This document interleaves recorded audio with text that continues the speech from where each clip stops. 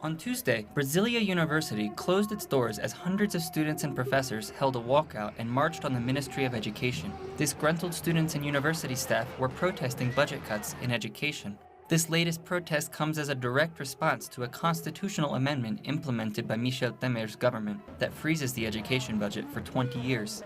With the approval of Amendment 95, it's impossible that the education budget will increase.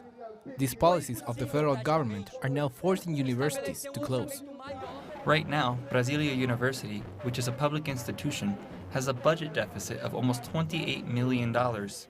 Without sufficient funding, around 1,000 workers may be laid off, and the institutions important to scientific investigations will be canceled. We're suffering under the effects of cuts in scholarships for new students, outsourced worker layoffs, and even the price of food in the university canteen is becoming unaffordable. A lot of people hold on to the hope that the situation in education will improve if former President Lula da Silva is re-elected in October. This is why they are calling for the immediate release of Lula, who is incarcerated without evidence.